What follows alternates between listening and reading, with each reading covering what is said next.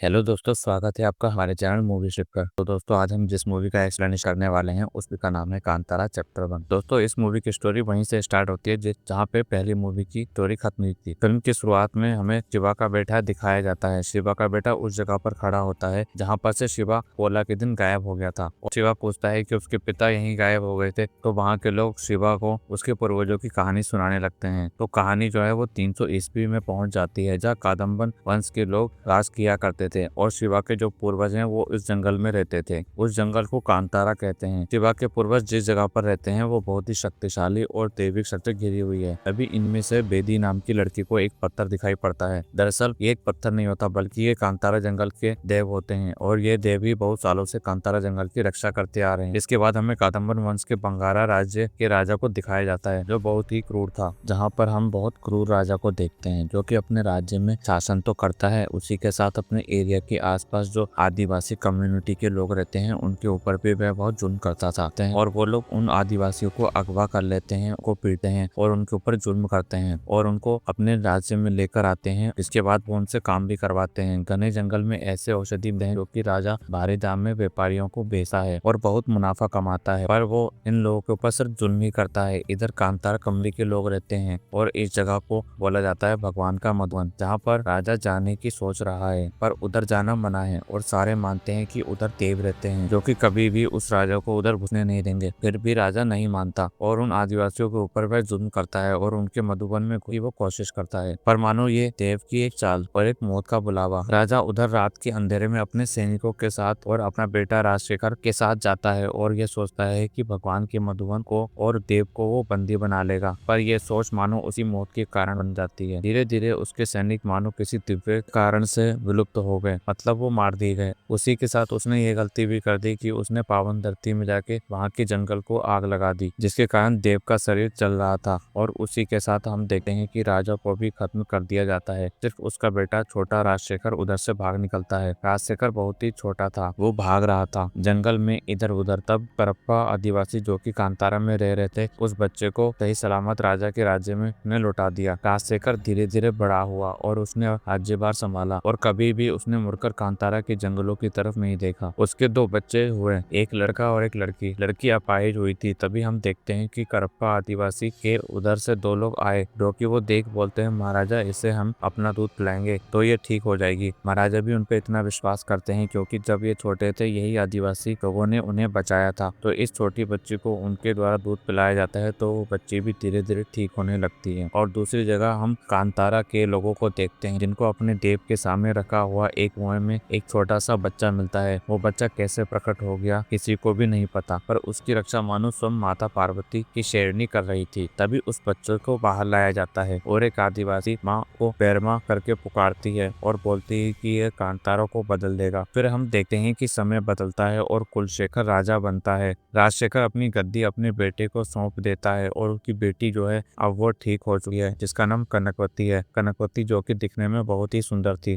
कुलशेखर स्वभाव से बहुत ही हिंदा था, फिर भी राजशेखर चाहता था कि अपनी पूरी राज्यसभा उसको सौंप दे कांतारा के अलावा, क्योंकि उसके पिताजी कांतारा में अपनी जान से हाथ धो बैठे और वो भी बस जिंदा बची लौट आए। पर ये कुलशेखर किसी की नहीं था, वह अपनी मर्जी का मालिक है। वह बस लड़कियों का नशा रखने वाला और उसी के साथ शौक पालने वाला, ऐसा था उनका नया राजा। तब उसका मंत्री बोलता है कि हमको कांतारा जाना चाहिए शिकार के लिए, क्योंकि आपके पिताजी ने मना किया है तो उधर जरूर कुछ ना कुछ मजेदार होगा। तो क्या था, पूरे राज्य में सारे लोग डरते डरते कांतारा जाने के लिए राजी हो जाते हैं क्योंकि राजा का आदेश था। तब पूरा पलटन वहाँ कांतारा चले जाते हैं कुलशेखर के साथ जंगल में शिकार करने के लिए। शिकार करने के लिए वह तो चले जाते हैं, पर गहरे जंगलों में उनको भ्रम होना शुरू हो जाता है और उनको ब्रह्म राक्षस दिखाई दे रहा था। पूरी सेना डर रही थी। उसी के साथ हम देखते हैं कि यहाँ लोग छोटे मोटे जानवरों का शिकार भी कर रहे थे, पर धीरे धीरे हम देखते हैं कि एक के बाद एक सैनिक कम होते जा रहे थे जिनको कोई अदृश्य जंतु मार रहा था, जिससे राजा डर गए थे और साथ ही मंत्री भी। जिसके बाद वो लोग वहां से भाग भाग जाते हैं। तभी हम वहाँ देखते हैं कि वहाँ कांतारा के लोग आते हैं और सारे सैनिकों को मार गिराते हैं। जस्ट एक आदमी जिंदा रहता है जिसको कि वे अपने साथ गाँव लेके आते हैं। और ये कोई नहीं, इस फिल्म के मेन एक्टर ऋषभ शेट्टी है जो कि अभी बेरमा का रोल निभा रहे हैं। गाँव में जब सारा शिकार लेके आया जाता है तब बोबा गुस्सा करता है और बोबा कोयोनी इस कम्युनिटी का प्रधान होता है जो कि बोलता है ये राजा के लोग हैं। राजा के लोग जंगल में क्या कर रहे हैं? इतने टाइम से कांतारा में वो लोग कभी लौट के नहीं आए, अब ये क्या करने आए हैं? हमको और चौकन्ना रहना चाहिए और सतर्क भी। रात को सारे लोग पहरा देंगे। पर बेरमा बोलता है कि भाई किन किन छोटी बातों पे आप लोग डर रहे हो, बल्कि उनको उल्टा यहाँ से दुम दबा के भगा दिया। उनके राजा भी हमसे भाग निकले, हम चीमा के उस पार जा सकते हैं। तभी हम देखते हैं उस सैनिक को जिसको कि बर्मा पकड़ के लाया था, उसको होश आता है और बेरमा के दिमाग में आइडिया आता है कि को ढाल बना के हम चीमा के उस पार जा सकते हैं। फिर वो लोग मरे हुए कैदियों के कपड़े बदलकर उनके राज्य में जाने को तैयार हो जाते हैं। पर गाँव वाले नहीं मानते। पर बेरमा उनको भरोसा दिलाता है कि हम सिर्फ जाएंगे यह देख के लिए कि वहाँ के लोग क्या करते हैं, उनका रहन क्या है और हमसे क्या अलग वो करते हैं, जिससे हमारे जीवन में क्या सुधार हम ला सकें। क्योंकि उनके पास जो हथियार थे वो बहुत ही प्रगतिशील थे। क्योंकि बेरमा के साथी जो हथियार यूज करते थे वो पत्थरों के बनाए हुए थे और इनके पास ज्यादा कुछ कपड़े भी नहीं थे। तो ये लोग भेष बदलते हैं और भेष बदलने के बाद वहाँ से चले जाते हैं सीमा के उस पार। वहाँ पर उस कैदी को ढाल बना के वो राजा के राज्य में प्रवेश करते हैं और देखते हैं कि उनका रहन क्या है। ये लोग अभी भी आदिवासियों के ऊपर अत्याचार करते हैं और उनसे काम डालते हैं। उनके गाँव से औषधियाँ जड़ी बूटियाँ चुराते हैं और आगे जाके व्यापार करते हैं। उसी के साथ ये लोग देखते हैं कि कैसे इन लोगों ने रथ बनाया, कैसे ये लोग लोहे के निर्माण से हथियार बनाते हैं। उसी के साथ को पानी के बर्तन में वो लोग पानी को कैसे संग्रह करते हैं, ये सब कुछ भी बेरमा सीख रहा था। लेकिन ये बस कुछ टाइम तक ही चला।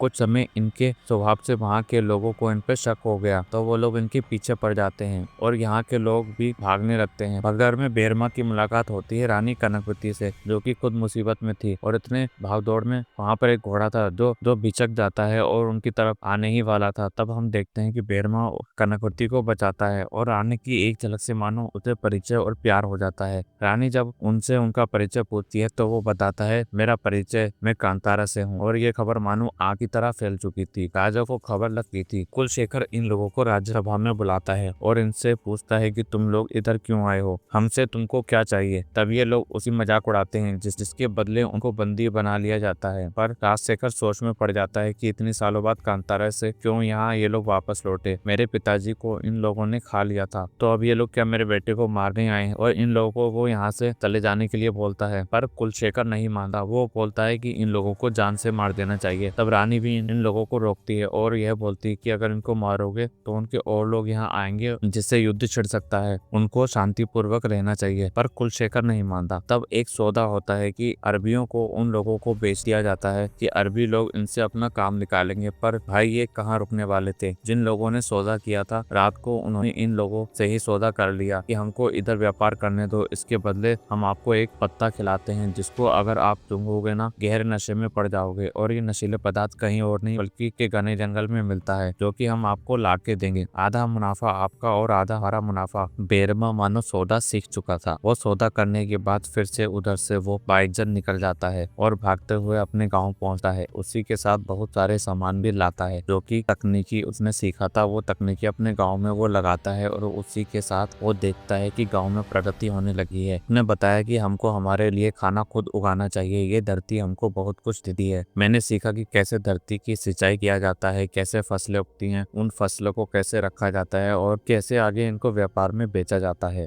और खुद के मुनाफे की चीज को उसके बदले कैसे लिया जाता है। सारे गांव वाले बहुत खुश हो चुके थे ये देखते हुए कि बेरिमा ने बताया कि कोई सीमा हमको नहीं रोक सकती, उनके पास अगर हथियार है तो हमारे पास हमारे व्यापार के सामान है। जंगल की चीज वो आगे जाके बेचते हैं और उसके बदले उनको सब कुछ मिलता है जो कि हम भी कर सकते हैं, हम व्यापारी बनेंगे। फिर वो लोग अपने गाँव के आसपास जंगल से जड़ी बूटियां संग्रह करके जाते हैं और खुद उधर व्यापार करना शुरू कर देते हैं। ये खबर रानी को पता चल जाती है। रानी कनकवती बेरमो को अपने पास बुलाती है। बुलाने के बाद ये कहती है कि तुम यहाँ क्या कर रहे हो, जहाँ पर तुम हो उधर को व्यापार करने की कोई अनुमति नहीं है, ये व्यापार बंदरगाह भी हमारा है। तब बेरमा बोलता है जो खुला आसमान, ये जंगल, ये जमीन, क्या ये आपका है? ये कुदरत का है, ये हम सबका है और इधर व्यापार करने के लिए किसी की अनुमति तो मुझे नहीं चाहिए। धीरे धीरे हम देखते हैं कि मानो रानी कनकवती को बेरमा का ये चटक स्वभाव पसंद आने लगा था। दोनों एक साथ धीरे धीरे करीब होने लगे थे, पर बर्मा बोलता है मुझे आपसे दूर रहना चाहिए। फिर हमको दिखाया जाता है कि इन लोगों को व्यापार और तेजी से करना था, इसलिए उनको और घने जंगलों में जाना पड़ेगा, जहाँ पर ये मधुबन के लोग भी जाने से डरते हैं, क्योंकि उधर करप्पा प्रजाति के लोग रहते हैं। ये लोग बहुत ही ख्वार और बेरहम होते हैं। इसके साथ काला जादू में भी ये लोग माहिर थे। जंगल के अंदर के क्षेत्र में तो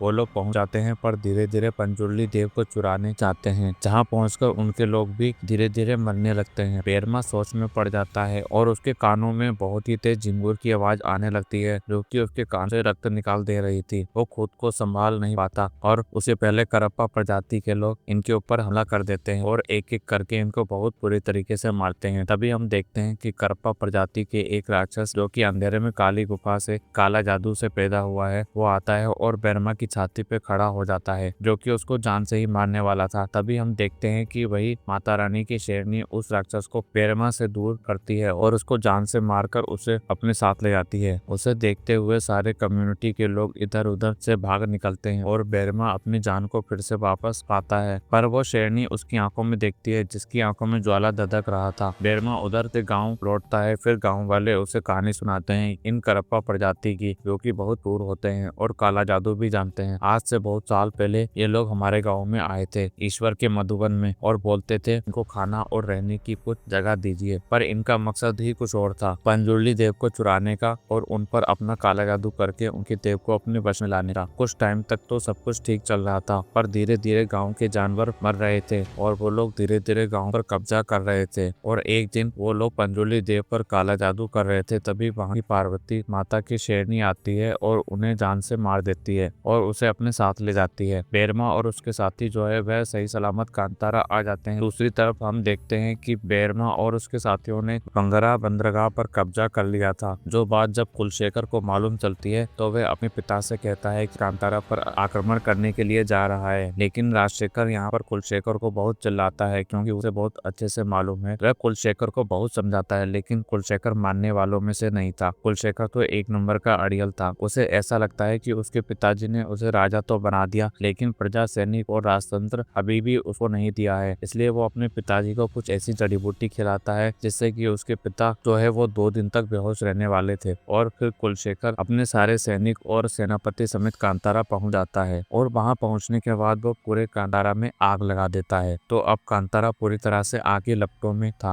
और उस समय बेरमा और उसके साथी भी वहां मौजूद नहीं थे, क्योंकि वह जंगल के अंदर गए थे, जिस वजह से कुलशेखर जो है वह इस जगह को पूरी तरह तबाह कर देता है, जिसमें बहुत सारे लोग मारे गए थे और बहुत सारे लोग जो हैं वो प्रार्थना कर रहे थे कि उनके देव जो हैं वो जल्द से जल्द आए और उन्हें बचा ले। कि तभी यहाँ पर एंट्री होती है बेरमा की, जो कि अपनी आंखों से अपने सामने अपनी माँ को मरता हुआ देखता है। यहाँ पर पहुंचने के बाद उसके अंदर दैविक शक्ति उत्पन्न होती है और बेरमा के अंदर देव आ जाते हैं। बेरमा के अंदर देव आ जाने के बाद कुलशेखर को लग रहा था कि वह नाटक कर रहा है, लेकिन कुछ ही देर बाद बेरमा जो है वह कुलशेखर के आदमियों को बहुत बुरे तरीके से मारता है। ये देखकर कुलशेखर भी हैरान हो चुका था और आखिरकार बेरमा कुलशेखर को भी जान से मार देता है। अब हम आगे देखते हैं कि 2 दिन के बाद राजशेखर को होश आता है। जब उसे मालूम चला कि कुलशेखर को कांतारा के लोगों ने मार दिया है तो वो बहुत ही ज्यादा उदास हुआ। जैसे ही उसे होश आया तो वो तुरंत ही अपने बेटे को अंतिम अग्नि देने के लिए जाता है। उसे बहुत ज्यादा अफसोस भी था, क्योंकि वो अपने बेटे को नहीं बचा पाया। उसे अफसोस था कि उसे कांतारा जाने से वह रो पाया, क्योंकि राजशेखर को तो हमेशा से कांतारा की दैविक शक्तियों के बारे में मालूम है। बहुत अच्छे से जानता है कि वहाँ के लोगों में कितनी ज्यादा शक्तियां हैं। और अब बंगारा राज्य में एक के बाद एक प्रॉब्लम आती जा रही थी, क्योंकि हाल ही में बंगारा राज्य की शिवलिंग जो है वह कित हो चुकी थी, जो कि एक अशांति और संकट का प्रतीक है। अगर ऐसा ही रहा और नए देवता यहाँ पर स्थापित नहीं किए गए तो उनके राज्य का विनाश एकदम तय था। दूसरी तरफ कांतारा के लोग ये ठान कर बैठे हैं कि अगर बंगारा राज्य का कोई भी इंसान कांतारा की सीमा पर आता है तो वह उसको जान से मार देंगे। कि तभी थोड़ी देर बाद हम देखते हैं कि यहाँ पर रानी कनकवती आती है, जो कांतारा पहुंच जाती है। कांतारा के साथ बहुत सारे सैनिक भी थे और यहाँ पर कांतारा के जो लोग हैं वो सारे सैनिकों को मार देते हैं। अब सिर्फ रानी कनकवती बची थी। कनकवती यहाँ वो एक प्रस्ताव लेकर आई थी, तो वो बताती है कि हमारे शिवलिंग जो है वो खंडित हो चुकी है, हमारा विनाश एकदम तय है, इसलिए हम चाहते हैं कि आपके जो देव है वह हमारी रक्षा करें और हम सबकी रक्षा करें। जो हो गया उसे आप जाने दो, लेकिन अब सब कुछ सही करने का फैसला लिया जाए। यहाँ पर शुरुआत में तो बेरमा साफ मना कर देता है, लेकिन रात को जब देव आए तो देव ने बताया कि सभी लोग मेरे और सभी लोगों की रक्षा करना भी मेरा अधिकार है, इस वजह से मुझे वहाँ रहना चाहिए। मैं वहाँ रहकर भी सभी लोगों से मैं तुम्हारी रक्षा करूंगा। कांतारा में कभी भी किसी को कुछ नहीं होगा, इसका मैं तुम्हें वादा करता हूँ। जिस पर बेरमा और उसके कांतारा के लोग मान चुके थे। तो अब कांतारा में जो शिवलिंग है, वो जो मूर्तियां हैं, उन्हें लेकर कांतारा के सभी लोग बंगारा राज पहुंच जाते हैं। वहाँ वे एक नई शिवलिंग और एक नई मूर्ति की स्थापना करते हैं, जिसमें बहुत सारे लोग आए हुए थे। और यह सीन बाकी बहुत शानदार था। जिस तरह से यहाँ पर मूर्तियों की स्थापना हो रही थी और जिस तरह से यहाँ के लोग भगवान का पूजन कर रहे थे, वह देखने लायक था।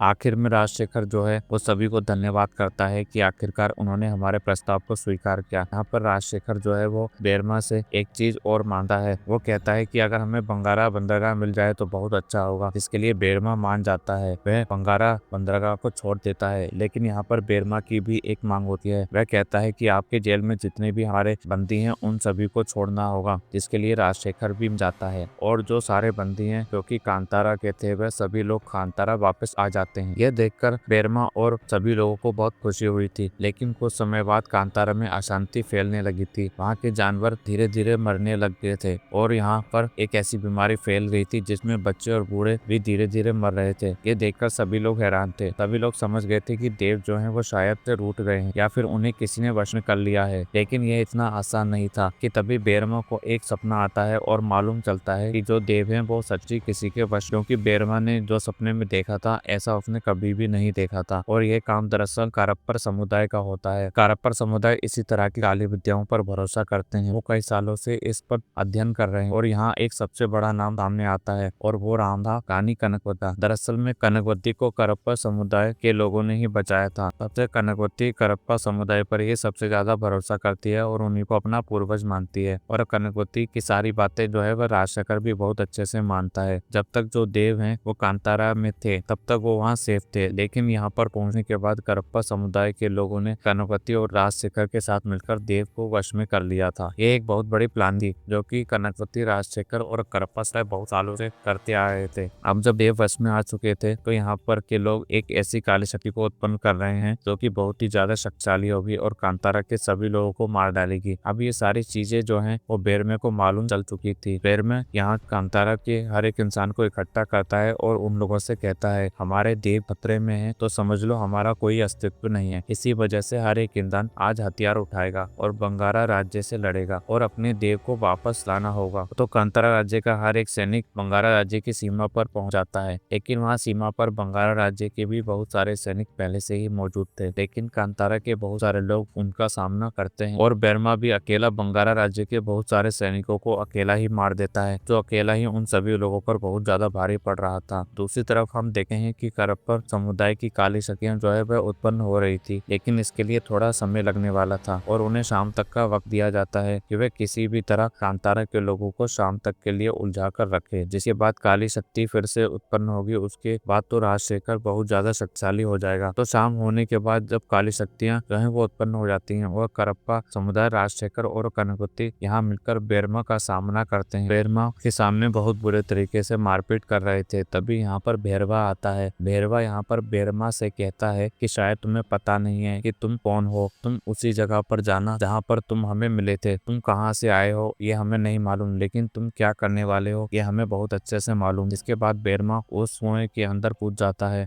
जहाँ पर जाकर उसे कुछ रास्तों के बारे में मालूम पड़ता है, जिससे कि वे उस जगह पर पहुंच जाता है जहाँ पर कि शिवलिंग और त्रिशूल दोनों ही मौजूद थे। और इन्हीं की रक्षा करने के लिए यहाँ पर एक शिवजी का दूत भी बैठा हुआ था। लेकिन शुरुआत में बेरमा को वह मारने की कोशिश कर रहा था, पर आखिर में जब उसने बेरमा के हाथ में त्रिशूल देखा तो उसने उन्हें प्रणाम किया और चुपचाप कहाँ से चला गया, क्योंकि बेरमा जो है वो साक्षात महादेव बन चुका था, के अंदर देवीय शक्ति आ चुकी थी। तो अब बेरमे के अंदर सारे देव की शक्तियां मौजूद थी। वो तुरंत ही उस जगह पर जाता है जहाँ जाने के लिए एक ऐसी शक्ति प्रकट होती है जो देखकर सभी लोग हैरान थे। और तो और यहाँ बेरमे के साथ वही माता रानी की शेरनी भी आती है जो कि हमेशा से उसकी रक्षा कर रही थी। उसके बाद जो देव है वह कनकवती चुनौती का सामना करते हैं, लेकिन यहाँ कनकवती उनके सामने खड़ी हो जाती है, जिससे कि देव कुछ नहीं कर पाते। देव कहते हैं कि वो औरत और बच्चों पर हाथ नहीं उठाते, लेकिन तुम्हारा सामना मेरी बहन करेगी जिसका नाम चामुंडी है। थोड़ी देर के बाद चामुंडी की दैविक शक्तियां भी बैरमे के अंदर आ जाती हैं, तो कनकवती का एक कुछ ही समय में काम तमाम कर देती है और फिर आखिर में वो लोग राजशेखर और करप्पर समुदाय का भी अंत कर देते हैं। फिल्म के आखिर में दोनों देवों की पूजा होती है, जहाँ पर बहुत सारे लोग इकट्ठे हुए थे और इन्हीं में से चामुंडी देवी जो है वो एक मुहिम में जाकर अदृश्य हो जाती है, जैसा कि दिवा हुआ था और इस बार बेरमा हुआ है। और फिर आखिर में हमें कांतारा के अगले पार्ट के बारे में बताया जाता है, जिसका नाम होगा कांतारा चैप्टर 2 द लेजेंड। और इसी के साथ ये वीडियो यहीं पर समाप्त होती है। तो दोस्तों उम्मीद करता हूँ आपको ये वीडियो पसंद आई होगी।